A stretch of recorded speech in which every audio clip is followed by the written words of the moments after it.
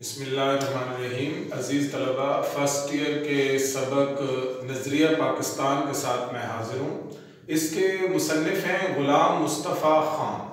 غلام مصطفیٰ خان 20ویں صدی کے مصنف ہیں۔ تو سب سے پہلے آپ کو اس کی صدی بھی یاد کرنی ہے، 20ویں صدی، اور یہ یوسف زئی قبیلے سے تعلق رکھتے تھے۔ یہ آبجیکٹو فیڈرل بورڈ کے بہت امپورٹنٹ ہے، یہ آپ نے یاد کرنا ہے۔ یہ سبق 10ویں کلاس کے لیے بھی بہت اہم ہے۔ اس کا آدھا حصہ نظریہ پاکستان چیپٹر کا پاکستان بننے سے پہلے کا ہے، اور آدھا حصہ پاکستان بننے کے بعد کی صورتحال پر ہے۔ پہلا اس کا پوائنٹ ہے اکبر کی بے جا رواداری۔ اکبر بادشاہ نے مسلمانوں کے دین میں کچھ ہندوؤں کے مذہب کی بھی چیزیں شامل کر دی تھی، رواداری بیجا کر دی تھی، اس کا تذکرہ ہے۔ اس کے مقابلے میں شیخ احمد سرہندی رحمۃ اللہ علیہ، جن کو مجدد الفسانی رحمۃ اللہ علیہ بھی کہتے ہیں، انہوں نے ان کا مقابلہ کیا اور پھر انہیں سختیاں بھی برداشت کرنی پڑی۔ اس کے بعد اگلا پوائنٹ ہے شاہ ولی اللہ کی خدمات۔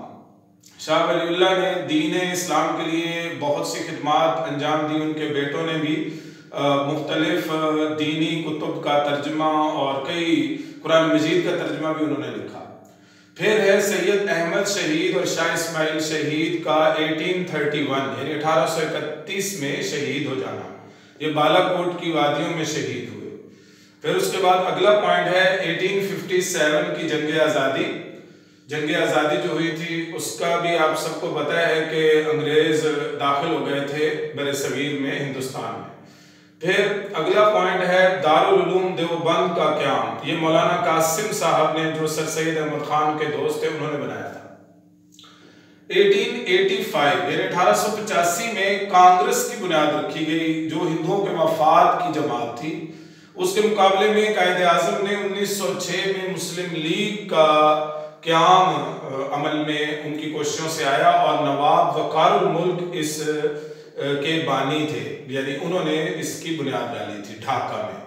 پہلی جنگ عظیم، اس کا تذکرہ بھی آپ کو پتہ ہی ہے۔ پہلی جنگ عظیم 1914 میں ہوئی، جب انگریز کا مقابلہ اس میں جرمنی سے ہوا۔ یہ بہت امپورٹنٹ آبجیکٹو ہے فیڈرل بورڈ کا۔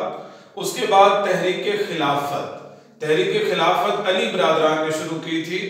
یہ جب سلطنت عثمانیہ کا خاتمہ ہوا، جب ترکی کو دھوکہ دیا گیا، تو اس کے مقابلے میں علی برادران یعنی مولانا شوکت علی اور مولانا محمد علی جوہر نے یہ تحریک شروع کی تھی، جس کا نام تھا تحریک خلافت۔ اگلا پوائنٹ ہے شدھی اور سنگھٹن تحریکیں۔ یہ 1923 میں شروع کی گئی۔ یہ شدھی جو تھی شردھانند نے شروع کی تھی، اور یہ مسلمانوں کو ہندو بنانے کے لیے تحریک شروع کی تھی۔ اور دوسری تحریک تھی سنگھٹن، یہ مسلمانوں کو ختم کرنے کے لیے یہ تحریک شروع کی گئی تھی۔ اس کے بعد جب پاکستان بننے کے جو پوائنٹس ہیں، ان میں اگلا پوائنٹ ہے 1928 میں نہرو رپورٹ کا شائع ہونا۔ یہ ہندوؤں نے نہرو رپورٹ ایک شائع کی تھی، نہرو نے یہ رپورٹ بنائی تھی۔ اس کے مقابلے میں قائد اعظم نے 14 نکات پیش کیے 1929 میں 1929۔